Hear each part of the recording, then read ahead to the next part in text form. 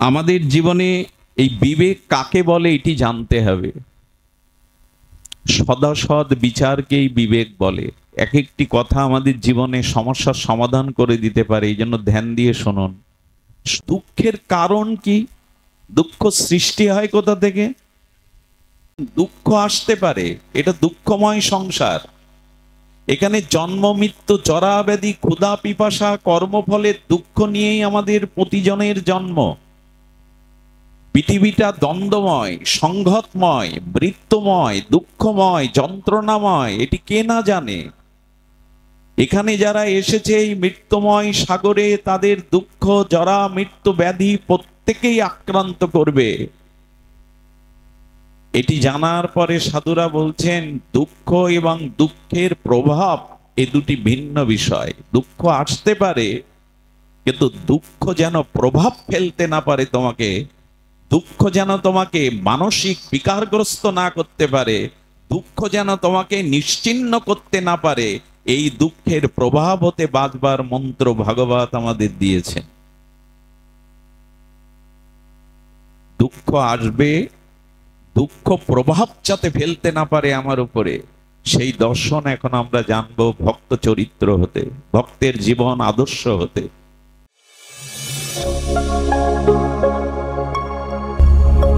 আপনারা দেখছেন সনাতন মিডিয়া ওয়ান ইউটিউব চ্যানেল। পলিপাবন অবতার পরম প্রেমময়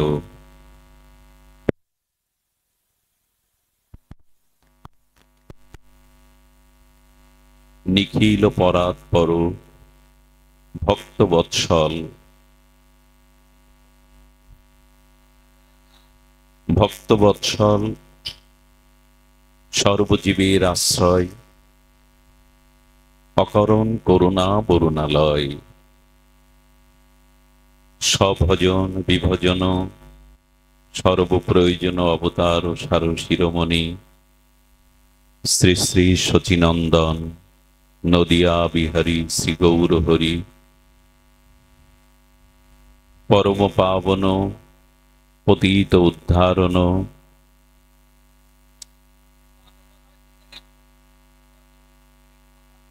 প্রেম চিন্তামণি দাতা শিরোমণি, পরম কারণিক পরম দয়াল শ্রী শ্রী নিতাই চাঁদের মহা অনুকম্পায়, শ্রী শ্রী গান্ধার বিকা গিরিধারীর অহেতুকী করুণায়, শ্রী শ্রী দেবী পক্ষের শারদীয় স্নিগ্ধ সান্ধ্য অধিবেশনে,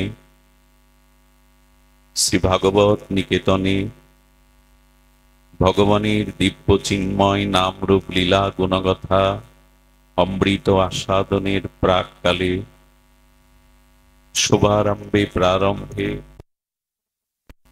অস্মদীয় জীবন সর্বস্ব জীবন ধন, প্রাতঃস্মরণীয় পরম বন্দনীয় সদ্গুরু শ্রী ভগবান শ্রী শ্রীল গুরু মহারাজের রাতুল চরণার বিন্দে পরার্ধ কোটি দণ্ডবত প্রণতি। তৎসহ সমাগত গৌড়ীয় আচার্য কুলতিলক ভক্তজন, সাধুজন, মহন্তজন, জ্ঞানীজন, সুধীজন, মান্যজন, শ্রদ্ধাশীলা ধর্মশীলা ভাগবতী দেবী শক্তি কল্যাণিয়া মাতৃগণ, সকল ভক্তচরণে দিন অতিদিনে সশ্রদ্ধ দণ্ডবত প্রণতি। আরাধনানাং সর্বেষাং বিষ্ণু আরাধনাং পরম, তস্মাৎ পরতরং দেবী তদীয়নাম সমার্চনম। জগৎমাতা পার্বতী ভগবান শঙ্করের নিকটে জিজ্ঞাসিত হয়েছিলেন যে আমাদের উপাস্য উপাসনা তত্ত্ব বহুবিধ, তৎমধ্যে সর্বশ্রেষ্ঠ সর্বমান্য উপাসনা বা উপাস্য তত্ত্ব আপনি কৃপা করে বলুন। ভগবান শঙ্কর বলেছিলেন, আরাধনানাং সর্বেষাং বিষ্ণু আরাধনাং পরম।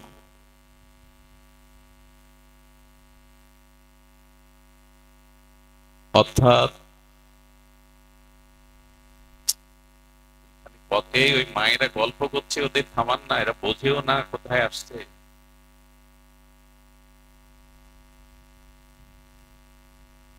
সর্ব আরাধনার থেকে শ্রেষ্ঠ হলো ভগবান বিষ্ণু কৃষ্ণের আরাধনা। এখানেই প্রশ্নের উত্তর মীমাংসা হয়ে গেল, আরাধনার মধ্যে কার আরাধনা শ্রেষ্ঠ। কিন্তু তৎ বিপরীতে আরেকটি প্রশ্ন, যে ভগবান বিষ্ণু বা কৃষ্ণের উপাসনার থেকে শ্রেষ্ঠ কোনো উপাসনা আছে কি?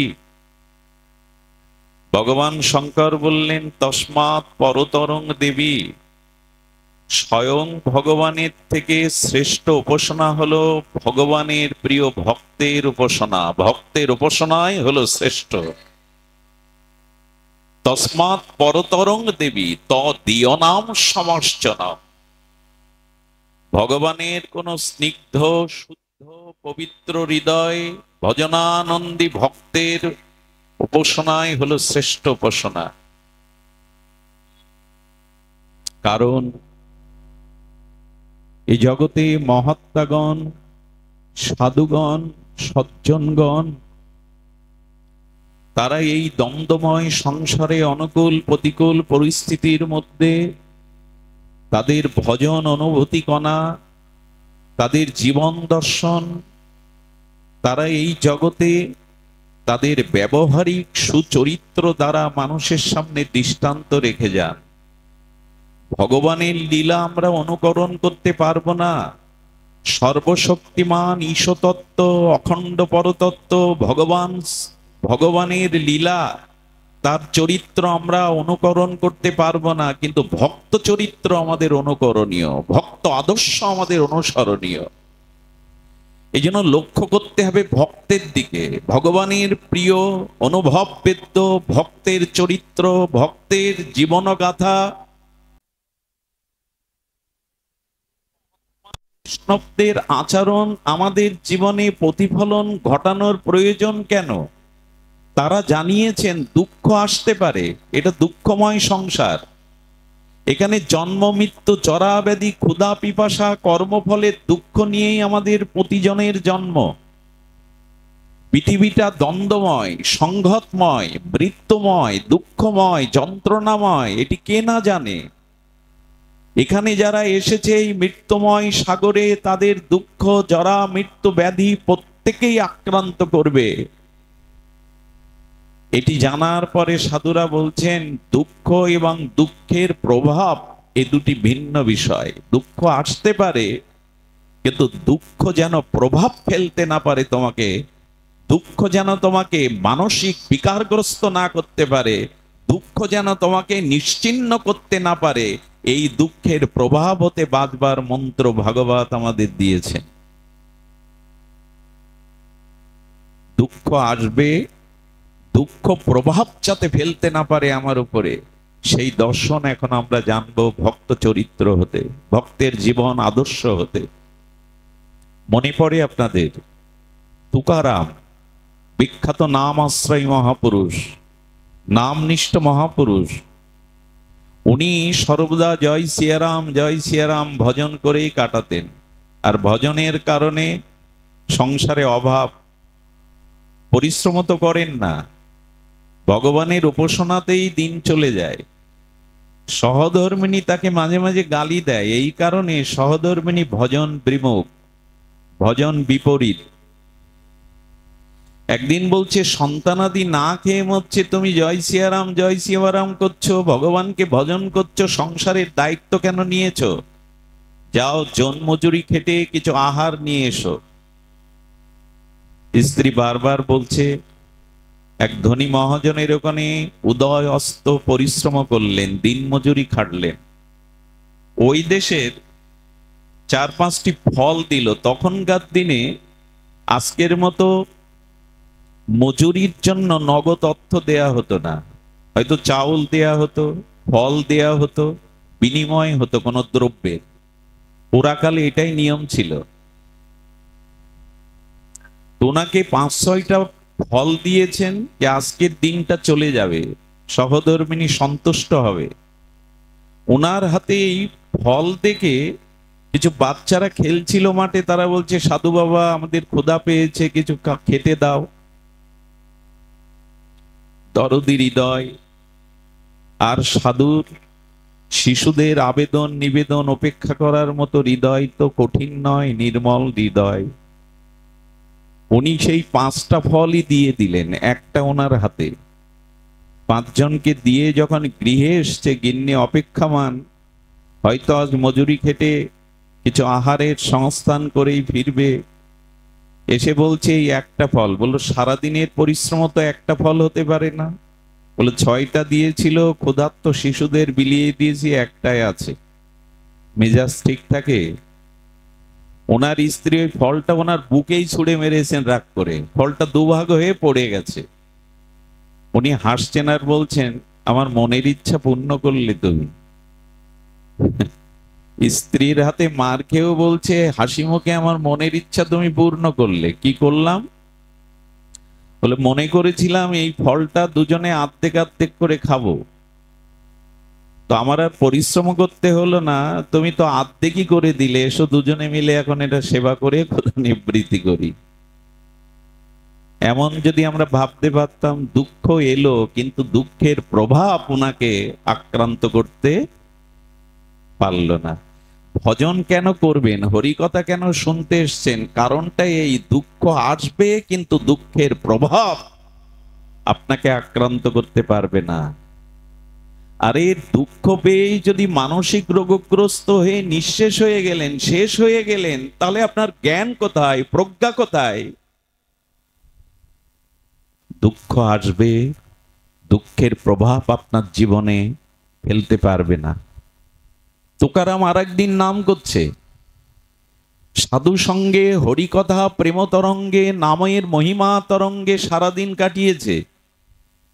আর ভজন বিমুখ, ভগবত বিমুখ তার স্ত্রী কাঠের ওপর থেকে, দোতলা থেকে এঁটো জল সাধুদের মাথার উপরে, স্বামীর মাথার উপরে ফেলে দিয়েছে। এটা দুঃখ কিনা? অনেকের তো এই কষ্ট আছে বাবাজিদের, আমার স্ত্রী মনের মতো না, উঠতে বসতে গালি দেয়, শিক্ষা নিন ভক্ত চরিত্র থেকে। সাধুরা বলছে বাবা মাথার উপরে জল পড়লো। তুকারাম অনুভবী, সব বুঝতে পেরে বলছেন আকাশে মেঘ করেছিল, একটু বিদ্যুৎ চমকেছে, এক পশলা বৃষ্টি হয়ে গেছে, এতে ভিজ দেওয়ার দোষ কি? এভাবে যদি নিতে পারেন। দুঃখ এলো কিন্তু দুঃখের প্রভাব আপনাকে আক্রান্ত করতে পারলো না। আচ্ছা, দুঃখের উৎপত্তি কোথায়? কোনো বস্তুর তো উৎপত্তির কারণ থাকতে হবে, কারণ ছাড়া কোনো কার্য সংগঠিত হয় না। এই জন্য এই জগৎটার নাম কার্য কারণাত্মক জগৎ। এই মালাটা হয়েছে সুতার কারণে। মালার কারণ হলো সুতা, সুতাতে গ্রথিত না করলে ফুলগুলো মালা হতো না। এই বস্ত্রটার কারণ কি? বস্ত্রটার কারণও সুতা, সুতা ছাড়া বস্ত্র তৈরি হয় না। মাটির ঘটটা, মাটি এমনি এমনি মৃত্তিকার ঘটে রূপান্তর হতে পারে না, কোনো একটা নিমিত্ত কারণ থাকতে হবে। মাটি এমনি এমনি ঘট হয়? কুমোরের হস্তশিল্প দ্বারা মাটিটা মাটির ঘট হয়। অর্থাৎ উপাদান কারণ মৃত্তিকা, কিন্তু নিমিত্ত কারণ কুমোর। কুমোর ছাড়া মাটি এমনি এমনি ঘট হয় কি?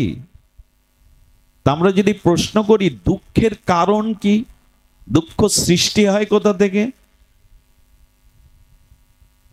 এর কারণ আমাদের আচার্যরা জানিয়েছেন। খুব ধ্যান দিয়ে শুনুন। এগুলি জানলে, উপলব্ধি করলে দুঃখ আসবে কিন্তু আপনি দুঃখের প্রভাব থেকে মুক্ত থাকতে পারবেন, বরঞ্চ দুঃখটাকেই আপনার জীবনের উন্নতি বা কল্যাণের সিঁড়ি বা সোপান করে নিতে পারবেন। দুঃখটাও ভগবানের কৃপা বলে আপনার অনুভূতি হবে যদি এই অনুভূতি জানতে পারে। দুঃখটাও তার কাছে ফিরে যাওয়ার প্রেম ভক্তি লাভ করার সোপান বা সিঁড়ি হতে পারে। দুঃখের উৎপত্তি হলো সুখের আকাঙ্ক্ষা থেকে। খুব ধ্যান দিন, যখনই আপনি এই জগতের কোনো বিষয় সুখের আকাঙ্ক্ষা করবেন, ওই বিষয় সুখের আকাঙ্ক্ষা থেকে, বিষয় সুখের ইচ্ছা থেকেই দুঃখের উৎপত্তি। বিষয় কাকে বলে? বিষয় হলো, আমরা জানি এই প্রপঞ্চময় জগতে শব্দ, স্পর্শ, রূপরস, গন্ধ, আচার্যগণ তাকে বিষয় বলেছেন। কর্ণ দ্বারা শব্দ, চক্ষু দ্বারা রূপ, চর্ম দ্বারা স্পর্শ, জিহ্বা দ্বারা রস, নাসিকা দ্বারা গন্ধ। এই যে পঞ্চ বিষয়, শব্দ, স্পর্শ, রূপরস, গন্ধ, আমাদের এই ইন্দ্র যখন আর এই বিষয়ের লালসায় ভোগ করতে, বিষয় থেকে সুখ পাওয়ার জন্য ধাবিত হয়, লালায়িত হয়, এই বিষয় সুখের ভোগের বাসনার মধ্যেই দুঃখের জন্ম। জগতে আপনি যখনই কোনো বিষয় ভোগের আকাঙ্ক্ষা করবেন, ওর মধ্যেই দুঃখের সৃষ্টি হবে। সহজে কথাগুলো আমাদের স্মৃতিতে আসবে না, কিন্তু খুব গভীর ধ্যানযোগ দিয়ে বুঝুন, দুঃখটা আসলে কি? যেটা চেয়েছিলাম সেটি না পাওয়ার নামই হলো দুঃখ। দুঃখ আর কিছু নয়। সংবেদনশীল হলো এই, জীবনে যেটা চেয়েছিলাম সেটা পাইনি, এর নাম দুঃখ। যদি চাওয়া না থাকে তো দুঃখ আসার সম্ভাবনা কোথায়? যা চেয়েছি তা পাইনি, এর নাম, আর এই নিয়েই তো জ্বলছি আমরা, দুঃখের যন্ত্রণায় জ্বলছি। জীবনে যা চেয়েছিলাম তা পাইনি, এটাই তো দুঃখের উৎপত্তির কারণ। তো বলছেন, ভক্তিকে চাও, ভগবানকে চাও, ওর মধ্যেই নিহিত আছে পরমানন্দ। কিন্তু বিষয় সুখ যদি চাও, দুঃখ অবশ্যই পেতে হবে। দুটো দৃষ্টান্ত আপনাদের সামনে আচার্যরা তুলে ধরেছেন। এখানে প্রদীপ জ্বলছে, এই প্রদীপের উদ্দীপ্ত দীপশিখার আলোকে, আলোর একটা রূপ আছে, তো আছে না? আলোর বা অগ্নির একটা রূপ আছে না? তো এই দীপশিখাটি যখন জ্বলছে, অন্ধকারের কীট পতঙ্গগুলো, ওরা তো অন্ধকারের জীব, ওরা অন্ধকারে পড়ে আছে। ওই প্রদীপ্ত উদ্দীপ্ত দীপশিখার অগ্নির আলোকের ওই রূপে আনন্দ পাবে বলে কীট পতঙ্গগুলো প্রদীপের আগুনে এসে ঝাঁপ দেয়। সুখ পাবে বলেই তো ঝাঁপ দেয়। পরিণত মনে পড়ে আপনাদের তুকারাম, বিখ্যাত নাম আশ্রয়ী মহাপুরুষ, নামনিষ্ঠ মহাপুরুষ। উনি সর্বদা জয় সিয়ারাম ভজন করেই কাটাতেন। আর ভজনের কারণে সংসারে অভাব, পরিশ্রম তো করেন না, ভগবানের উপাসনাতেই দিন চলে যায়। সহধর্মিণী তাকে মাঝে মাঝে গালি দেয়, এই কারণে সহধর্মিণী ভজন বিমুখ, ভজন বিপরীত। একদিন বলছে, সন্তানাদি না খেয়ে মরছে, তুমি জয় সিয়ারাম করছো, ভগবানকে ভজন করছো, সংসারের দায়িত্ব কেন নিয়েছো? যাও জন্মজুরি খেটে কিছু আহার নিয়ে এসো। স্ত্রী বারবার বলছে। এক ধনী মহাজনের ওখানে উদয় অস্ত পরিশ্রম করলেন, দিন মজুরি খাটলেন। ওই দেশের 4-5টি ফল দিল। তখনকার দিনে আজকের মতো মজুরির জন্য নগদ অর্থ দেয়া হতো না, হয়তো চাউল দেয়া হতো, ফল দেয়া হতো, বিনিময় হতো কোনো দ্রব্যের। পুরাকালে এটাই নিয়ম ছিল। ওনাকে 5-6টা ফল দিয়েছেন যে আজকের দিনটা চলে যাবে, সহধর্মিণী সন্তুষ্ট হবে। ওনার হাতে এই ফল দেখে কিছু বাচ্চারা খেলছিল মাঠে, তারা বলছে, সাধু বাবা আমাদের ক্ষুধা পেয়েছে, কিছু খেতে দাও। দরদি হৃদয় আর সাধুর শিশুদের আবেদন নিবেদন উপেক্ষা করার মতো হৃদয় তো কঠিন নয়, নির্মল হৃদয়। উনি সেই 5টা ফলই দিয়ে দিলেন, একটা ওনার হাতে। 5 জনকে দিয়ে যখন গৃহে এসছে, গিন্নি অপেক্ষামান, হয়তো আজ মজুরি খেটে কিছু আহারের সংস্থান করেই ফিরবে, এসে বলছে এই একটা ফল। বললো সারাদিনের পরিশ্রম তো একটা ফল হতে পারে না। বলে 6টা দিয়েছিল, ক্ষুধার্ত শিশুদের বিলিয়ে দিয়েছি, একটাই আছে। মেজাজ ঠিক থাকে? ওনার স্ত্রী ওই ফলটা ওনার বুকেই ছুঁড়ে মেরেছেন রাগ করে, ফলটা দুভাগ হয়ে পড়ে গেছে। উনি হাসছেন আর বলছেন আমার মনের ইচ্ছা পূর্ণ করলে তুমি। স্ত্রীর হাতে মার খেয়েও বলছে হাসি মুখে আমার মনের ইচ্ছা তুমি পূর্ণ করলে। কি করলাম? বলে মনে করেছিলাম এই ফলটা দুজনে আর্ধেক আর্ধেক করে খাবো, তো আমার আর পরিশ্রম করতে হলো না, তুমি তো আর্ধেকই করে দিলে, এসো দুজনে মিলে এখন এটা সেবা করে ক্ষুধা নিবৃত্তি করি। এমন যদি আমরা ভাবতে পারতাম, দুঃখ এলো কিন্তু দুঃখের প্রভাব ওনাকে আক্রান্ত করতে পারল না। ভজন কেন করবেন, হরিকথা কেন শুনতে এসছেন? কারণটা এই, দুঃখ আসবে কিন্তু দুঃখের প্রভাব আপনাকে আক্রান্ত করতে পারবে না। আরে দুঃখ পেয়ে যদি মানসিক রোগগ্রস্ত হয়ে নিঃশেষ হয়ে গেলেন, শেষ হয়ে গেলেন, তাহলে আপনার জ্ঞান কোথায়, প্রজ্ঞা কোথায়?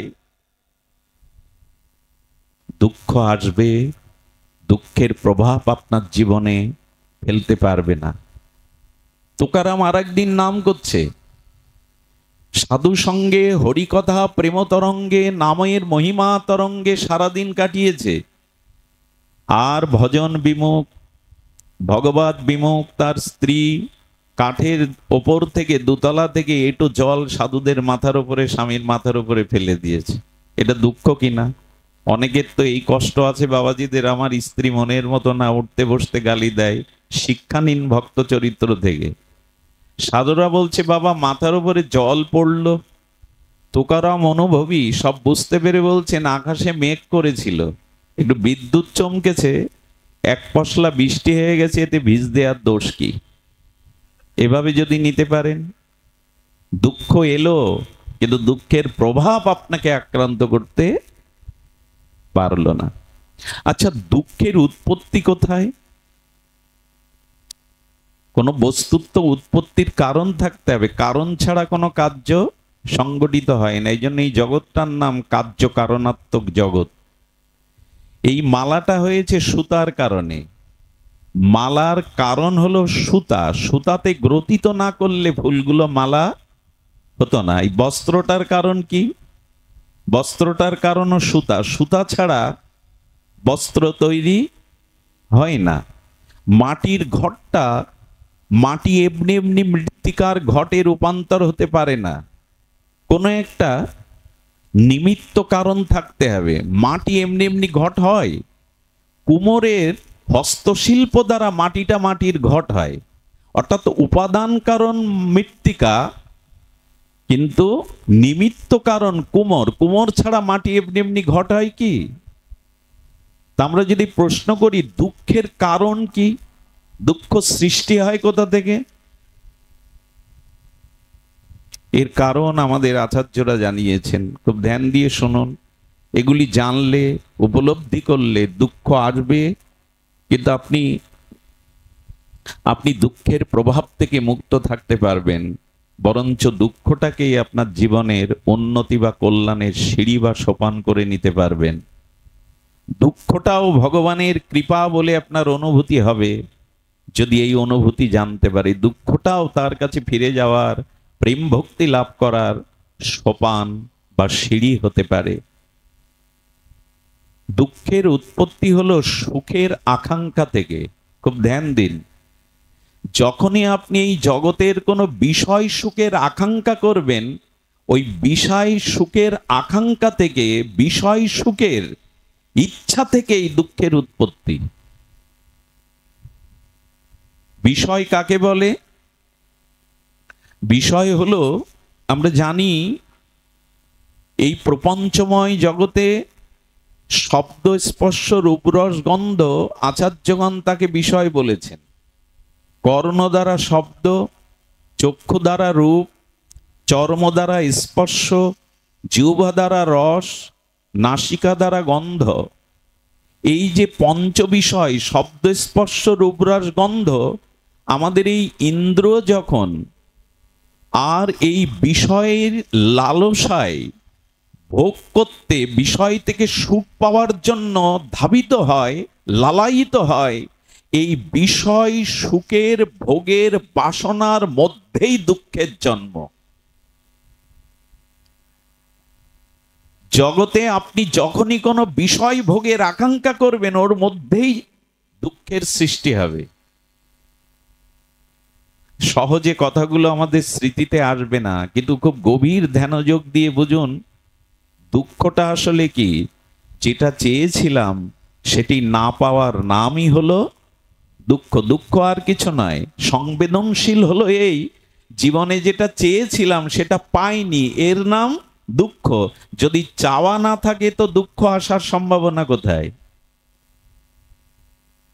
যা চেয়েছি তা পাইনি, এর নাম, আর এই নিয়েই তো জ্বলছি আমরা, দুঃখের যন্ত্রণায় জ্বলছি। জীবনে যা চেয়েছিলাম তা পাইনি, এটাই তো দুঃখের উৎপত্তির কারণ। তো বলছেন ভক্তিকে চাও, ভগবানকে চাও, ওর মধ্যেই নিহিত আছে পরমানন্দ। কিন্তু বিষয় সুখ যদি চাও, দুঃখ অবশ্যই পেতে হবে। দুটো দৃষ্টান্ত আপনাদের সামনে আচার্যরা তুলে ধরেছেন।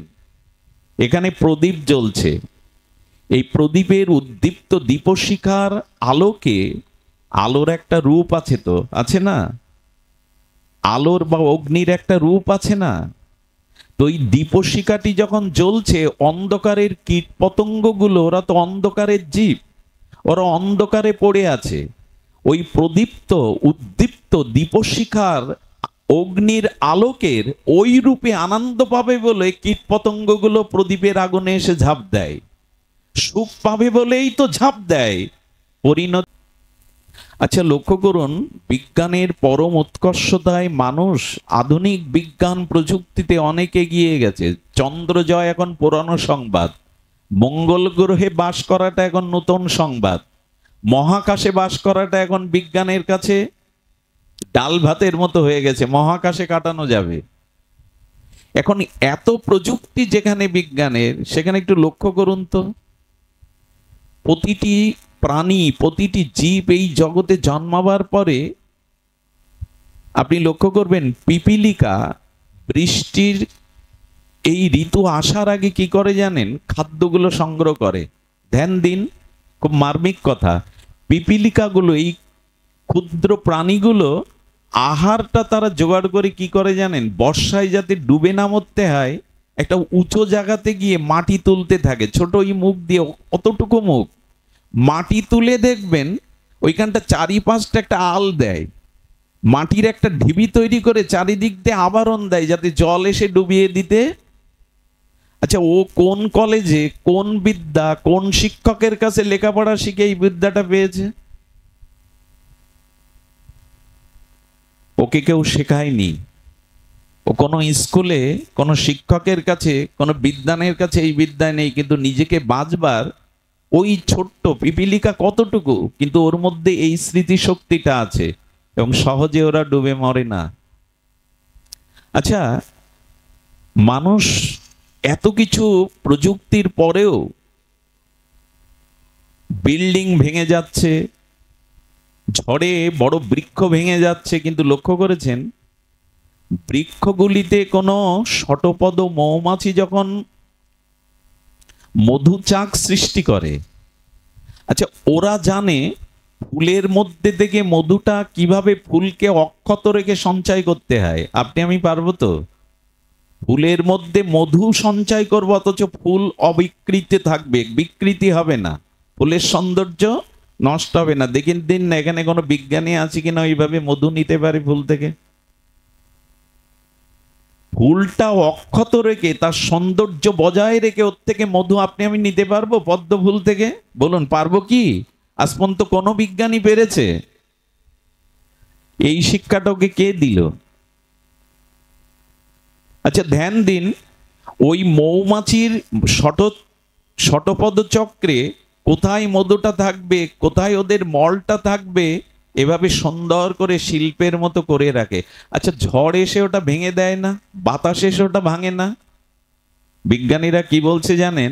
ওরা যে ডালে এই মধুমক্ষিকা চাক বাদে প্রচন্ড ঝড়ে যদি ওই গাছ বা বৃক্ষ ডাল ভেঙে পড়ে, ওই ডাল থেকে মধুর চাকটা ওর থেকে ছাড়াতে পারবেন না, আপনি আদৌ ছাড়াবে না। নিচের অংশ পড়ে যেতে পারে, কিন্তু ওর থেকে যেটা ও এঁটে দিয়েছে ওটা ছাড়াতে পারবেন না। এই বিদ্যাটা কে পেল? আচ্ছা, মানুষ জন্মের সাথে সাথে বিদ্যা অর্জন না করে, জ্ঞান অর্জন না করে এসব কাজ করতে পারবে তো? একটা কুকুরের বাচ্চাকে জলে ফেলে দিন, কি করবে? মরে যাবে জলে ডুবে। সাঁতারটা ওকে শেখালো কে? ও কিন্তু জল থেকে সাঁতার কেটে উপরে উঠতে পারবে, কিন্তু অনেক উন্নত একটা মানুষের বাচ্চাকে ফেলে দিন সাঁতার না শিখিয়ে। আমার বলবার অভিপ্রায় হলো, পৃথিবীর অন্য প্রাণীদের ভগবান যে চেতনা, যতটুকু ক্ষুদ্র জ্ঞান দিয়েছে, সেই জ্ঞানের দ্বারা তাদের অস্তিত্বকে তারা বজায় রাখার চেষ্টা করছে।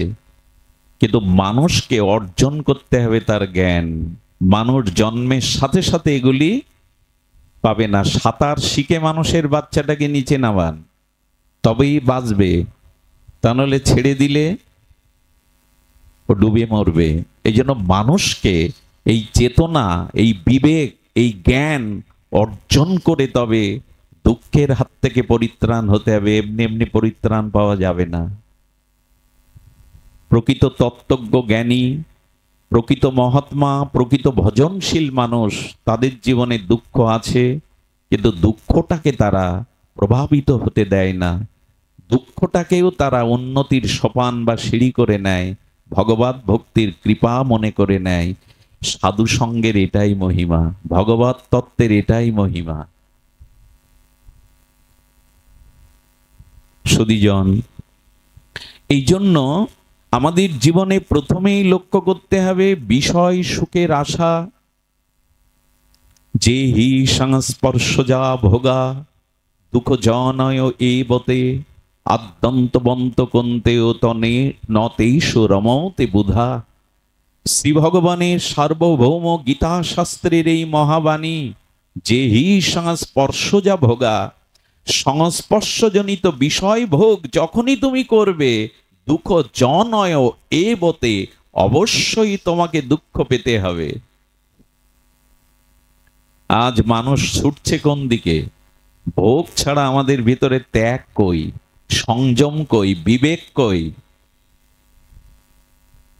আজ মানুষ উল্কার মতো ছুটছে কি করে দেহভোগ করব, কি করে চোখের সৌন্দর্য ভোগ করব, কি করে জিহ্বার সৌন্দর্য ভোগ করব, কি করে স্পর্শ সুখ ভোগ করব। আত্মাটা যে কঙ্কাল হয়ে গেল, আত্মাটা যে পরমানন্দ ভজনের সুখ না পেয়ে আত্মাটা যে কঙ্কালবৎ হয়ে গেল, এদিকে লক্ষ্য নেই। সারা পৃথিবী এখন দেহভোগের জন্য ব্যস্ত, কি করে দেহটাকে সুখ দেব। এটাই হলো দুঃখের উৎপত্তির মূল কারণ। আপনি আত্মার দিকে তাকাননি, আপনি প্রকৃত আনন্দের দিকে দৃষ্টি দেননি। কারণ যত আপনি এই শরীরের, দেখুন, সংসার স্ত্রী নয়, সংসার ঘর নয়, সংসার 100 বিঘে জমি নয়, সংসার হলো এই দেহ সুখ। সব কিছু, গাড়ি বাড়ি সম্পত্তি, সুন্দরী রমণী পুত্রকন্যা, সব ওই দেহ সুখের জন্য। এই জন্য দেহ সুখের দিকে যতদিন দৃষ্টি, আত্মতত্ত্বের দিকে, আত্মসুখের দিকে যতদিন দৃষ্টি না দেবেন, ততদিন জন্ম মৃত্যু দুঃখ জরাব্যাধির হাত থেকে নিষ্কৃতির কোনো রাস্তাই খোলা নেই। এখন পৃথিবীর মানুষ দুটো বিষয় নিয়ে ব্যস্ত। কলকাতায় আজকে সংবাদে দেখছিলাম বন্যায় কজন মারা গেছে, জলময় হয়ে গেছে। চারিদিকে বন্যা হলে, অতিবৃষ্টি হলে কি হয়? জলময় বলে না চারিদিকে। তা আজকে পৃথিবী পাশ্চাত্য কি প্রাচ্য, আজকে দুটো জিনিসে পৃথিবী ডুবে যাচ্ছে, একটা যৌন আর একটা অন্ন। কি করে জিহ্বায় ভালো খাবো আর কি করে ইন্দ্রিয় সুখ পাবো, পৃথিবীর মানুষ যেন ভুলে গেছে আত্মতত্ত্ব। এই দুটো নিয়েই পৃথিবী এখন মগ্ন। কি করে ভোগ করব, দেহ ভোগ, আর কি করে ভালো মন্দ জিহ্বার লালসা মিটাবো। আপনাদের বলছি না, প্রায় 50% গরিষ্ঠ সংখ্যক পৃথিবীর মানুষ এই ভোগের দিকে ব্যস্ত। সুখের আশা কি করে করি, আনন্দের আশা কি করে করি? দুধ দিয়ে তো প্রদীপ জ্বালানো যাবে না। 200 মণ দুধ দেব, আপনি প্রদীপ জ্বালান তো। কিন্তু 2 কেজি দুধ থেকে ঘি তৈরি করে প্রদীপ জ্বালানো যাবে। 200 মণ ঘিয়ে নয়, 200 মণ লাগবে না, 2 কেজি দুগ্ধ থেকে পরিক্রিয়াজাত ঘি তৈরি করুন, এবার প্রদীপ জ্বালান। কিন্তু 200 মণ দুগ্ধ দিয়ে, তার মানে এই জাগতিক বিষয় সুখের আকাঙ্ক্ষা যতদিন জানবেন, দুঃখের হাত থেকে নিষ্কৃতি ততদিন পাওয়া। এখন আমরা ছুটছি কোন দিকে? সংযম আছে মানুষের ভিতরে, ত্যাগ বৈরাগ্য আছে আপনাদের মতো সচেতন প্রজ্ঞাবান ভজনশীল ব্যক্তির। আমার মতো মাদি সজীবের তো নাই, এই জন্যই দুর্দশা। ত্যাগাৎ শান্তির অন্তরম, গীতার মহাবাণী, ত্যাগ ছাড়া এ জগতে প্রকৃত সুখী হওয়া যাবে না। এই জন্য ভগবান বারবার বলছেন, ত্যাগের মন্ত্র দীক্ষা নাও, আনন্দের উৎস কোথায় তা জানো। সুধীবৃন্দ, কিছু মনে নেবেন না, আমাদের জীবনে এই বিবেক কাকে বলে এটি জানতে হবে। সদাসৎ বিচারকেই বিবেক বলে। এক একটি কথা আমাদের জীবনে সমস্যার সমাধান করে দিতে পারে, এই জন্য ধ্যান দিয়ে শুনুন। সদাসৎ বিচারকে বিবেক বলে। কোনটা সৎ, কোনটা অসৎ, কোনটা গ্রহণীয়, কোনটা ত্যায্য, কোনটা আমার জীবনে তত্ত্ব, কোনটা তত্ত্ব নয়, এই সৎ এবং অসৎ এবং আমাদের মাঝে কোনটা গ্রহণীয়, কোনটা ত্যায্য, এই বিষয় বিচারের দ্বারা যিনি নির্ণয় করতে পারেন কোনটা কর্তব্য কোনটা অকর্তব্য, এক কথায় কোনটা সৎ এবং কোনটা অসৎ, যে বিচারের দ্বারা সঠিক নির্ণয় করতে পারে, এর নাম বিবেক। এই বিবেক এখন আমাদের কাজ করছে না। অনেক কিছু কাজ করছে আমাদের, বুদ্ধি, টাকা, গায়ের জোর, ক্ষমতার জোর, দলের জোর, কিন্তু বিবেক কাজ করছে না এখন। আর এই বিবেক বিশ্ববিদ্যালয়ে পাওয়া যাবে না, এই বিবেক বড় বড় মোটা বই পড়ে পাওয়া যাবে না। এই বিবেক একমাত্র সাধু সঙ্গে ছাড়া জাগবে না। যতদিন ভক্ত সঙ্গ সাধু সঙ্গ না হবে ততদিন বিবেক জাগবে না। আমার কথা নয়, গোস্বামী তুলসীদাস রামচরিত মানসে বলেছেন, বিনো সৎসঙ্গ বিবেক না হই, রাম ও কৃপা বিনা সুলভ না সই। তুলসীদাস গোস্বামী বলছেন, সাধু সঙ্গে ছাড়া বিবেক কারো জাগতে পারে না। আর মহৎ সাধু সঙ্গ পাওয়াটাও ভগবানের কৃপা ছাড়াও জুটবে না। যদি কেউ মনে করে না যেখানে পাঠ শুনতে এসছেন আপনারা আসেননি, ভগবান বিশেষ দৃষ্টি আপনার দিকে দিয়েছে, ভগবান বিশেষ কৃপা আপনার উপরে করেছে, তাই সুস্থ শরীরে আজ এখানে আসতে পেরে হরিকথা ভগবৎ সঙ্গ করতে পারছেন। ঈশ্বর না চাইলে আপনার ক্ষমতা নেই গৃহ থেকে এখানে আসার। বিবেক কখনো জাগবে না সাধু সঙ্গ ছাড়া। এই জন্য পৃথিবীর সমস্ত ধর্মমত উদ্ঘট কণ্ঠে কম্বু কণ্ঠে ঘোষণা করেছে, সৎ মানুষের সংস্পর্শ ছাড়া তোমার বিবেক কোনোদিন জাগবে না। সাধু সঙ্গ ছাড়া কোনোদিন বিবেক কারো জাগতে পারে না। এই জন্য দয়া করে একটু সময় দিন, সাধু সঙ্গে একটু সময় দিন। 24 ঘন্টার মধ্যে 2 ঘন্টা অন্তত পরিবারকে, পরিবারের সদস্যদের নিয়ে নিত্য হরিকথা শুনুন। নিত্য যদি না পারেন সপ্তাহে একদিন, সপ্তাহে না পারলে পাক্ষিক 15 দিন পর একদিন, না হলে মাস, এমনি করে পরিবারের সকলে মিলে সাধুর সঙ্গে মহৎ কথা প্রসঙ্গ, ভগবানের কথা, নাম রূপ লীলা শ্রবণ করুন। তাহলেই বিবেক জাগবে, তাহলেই আমরা গ্রহণ করতে পারবো, ত্যাগ করতে পারবো আমার জীবনের কল্যাণ কোনটা, অকল্যাণ কোনটা। এই বিবেক আজ জাগাতে হবে আমাদের। মনুষ্য সমাজ আজকে যে অবস্থায় চলে গেছে, এই বিবেক যেদিন জাগবে সেই দিন অনিত্য বস্তুকে আপনি আর আঁকড়ে ধরতে চাইবেন না। খুব মার্মিক কথা, কথাটি এত মহা মার্মিক কথা হৃদয় দিয়ে শুনতে হবে। এই জগতে অনিত্য সব বস্তু, এক ভক্ত ভক্তি ভগবান ছাড়া। কি বললাম আমি? ভক্ত ভক্তি ভগবান এছাড়া জগতের দৃশ্যময় চরাচরে পৃথিবীতে যা কিছু বস্তু ধর্ম সব অনিত্য। অনিত্য মানে টিকে থাকবে না। অনিত্য মানে আজকে যা আছে আগামীতে তা থাকবে না, একে বলে অনিত্য, একদিন ধ্বংস হবে।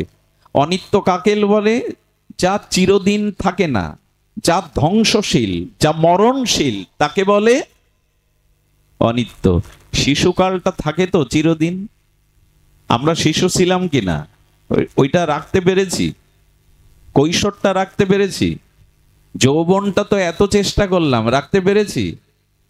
বার্ধক্যটাও রাখতে পারবো? এই শরীরটাও রাখতে পারবো? পিতাকে রাখতে পারবো চিরদিন? মাকে রাখতে পারবো? সন্তানকে রাখতে পারবো? পৃথিবীটাকেও রাখতে পারবো চিরদিন? সবই তো অনিত্য। কতগুলো বলা সহজ, শুনতেও ভালো লাগে, কিন্তু উপলব্ধিতে আনতে হবে। ওই আমি তো কোনো বস্তু আঁকড়ে ধরে তাকে রাখতে পারবো না। যা একদিন ধ্বংস হবে, যা মরণশীল, তাকে আঁকড়ে ধরে কখনো শান্তি পাওয়া, স্থায়ী কল্যাণ পাওয়া যায় না। এই জন্য দেখুন, বিবেক জাগলে কি হয়? রামচন্দ্র বনবাসে যাচ্ছে। কে যাচ্ছে? রঘুপতি রাজীবলোচন স্বয়ং ভগবান পূর্ণব্রহ্ম, তিনি যাচ্ছেন বনবাসে। রামচন্দ্র ভগবানকে বললেন, তোমার কষ্ট হচ্ছে না? এই দেখুন, বিবেক জাগলে দুঃখের মধ্যেও আপনি আনন্দ পাবেন, দুঃখের মধ্যেও আপনি জীবনের তত্ত্ব অনুসন্ধান করে পাবেন। রাম বলছে, এই রাজপ্রাসাদ ছেড়ে বনে যাচ্ছে, এজন্য আমার দুঃখ হচ্ছে না, কারণ এটা ছাড়বারই জিনিস। বললেন, আমার পূর্বপুরুষ দিলীপ, রঘু, রাজা হরিশ্চন্দ্র এই রাজপুরীতেই ছিল, এখন আমি আছি, আমার পরে আমার বংশধররা এই বাড়িতে থাকবে। এটা তো ধর্মশালা, এটা তোমার স্থায়ী জায়গা নয়। ভগবানের মুখের বাক্য শুনুন। আপনি কোনো তীর্থে গিয়ে যদি 1 মাস কোনো ধর্মশালায় ওঠেন, 1 মাস পরে তীর্থযাত্রা সমাপন করে আপনি যখন বাড়ি ফিরে আসেন, ওই ধর্মশালার জন্য কাঁদতে থাকেন কি? যেখানে ছিলেন ধর্মশালায়, বাড়ি ফিরে আসার সময় দুঃখ হয় কি, কষ্ট হয় কি, যে এই ঘর থেকে চলে যাচ্ছে, এটা ছেড়ে চলে যাচ্ছে? ওটা তো আপনার না। আপনি তীর্থে এসেছিলেন, ওইখানে 1 মাস 15 দিন ছিলেন, ধর্মশালায় আশ্রমে ছিলেন, আশ্রমটা ছেড়ে দিতে তো আপনার কষ্ট হয় না? ভগবান রাম বললেন, তুমি যেটাকে ঘর বলছো, সংসার বলছো, এটা পূর্বপুরুষগণ এই ভিটেতে এই বাড়িতেই ছিল, আমি আছি, আমার পরের পুরুষও থাকবে, তা ধর্মশালা ছেড়ে দিতে তোমার কষ্ট হচ্ছে না? এভাবে যদি ভাবেন, তাহলে ঘর ছেলে বনবাসে যাওয়ার সময় রামের মতো বিবেক জাগিয়ে বলতে পারবেন, এতে আমার কষ্ট নেই। কেন জানো? ঘরে থাকলে তো সুখে থাকতাম, জাগতিক সুখে, আর বনবাসে যেতে গিয়ে পিতার সত্য পালন করতে পারছি, ঋষিমণিদের সঙ্গ পাবো, সাধু সঙ্গ পাবো, এটা আমার জন্য আনন্দের। এভাবে যদি বনবাসকালেও ভগবান ভাবতে পারে, উনি বলছেন এই ভাবনা, এই বিবেক যদি আপনার জাগে, গাছতলায় থেকেও আপনি সাধুর মতো শান্তি পাবেন। আরে গাছতলার সাধুর কাছে তো রাজাধিরাজরা যায়, বৃন্দাবনের বৃক্ষতলে বসা, ওই ধুলা মাখা, বৃন্দাবনের ধুলিতে তামাটে হয়ে গেছে কাপড়, তাদের কাছে গিয়ে মন্ত্রী মহোদয় পর্যন্ত হাত জোর করে আশীর্বাদ চায়। কেন চাচ্ছে? ওনার কাছে যে শান্তিটা আছে, ভজনটা আছে, ওটা আমার পদ মর্যাদা আছে, অর্থ আছে, ক্ষমতা আছে, কিন্তু হৃদয়ের শান্তি উনি ছাড়া দিতে পারেন না।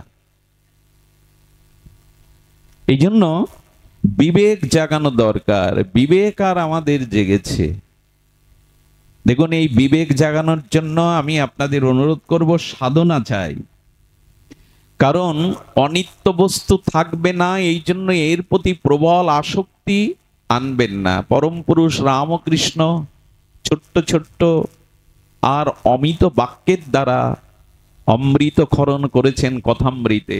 ঠাকুর কি বলছেন জানেন? কিছু কিছু পিপিলিকা আছে চিটে গুড় খেতে ভালোবাসে, খা না, ভালো লাগে খা, কিন্তু খেতে খেতে এমন মজে যায় যে চিটেগুড় থেকে আর উঠতে, কিছু কিছু পিঁপড়ে দেখলেন বুদ্ধিমান, ওরা কি করে, চিটেগুড়টা খেতে থাকে আর পেছনের হুলটা ওপরের দিকে রাখে যাতে ওর থেকে উঠে চলে আসতে পারি খেয়ে। ঠাকুর বলবেন কাঁঠাল খেতে ইচ্ছা করেছে খানা, কিন্তু হাতে একটু তেল মেখে নে, সরিষার তেল মাখলে আটা অত জড়াবে না।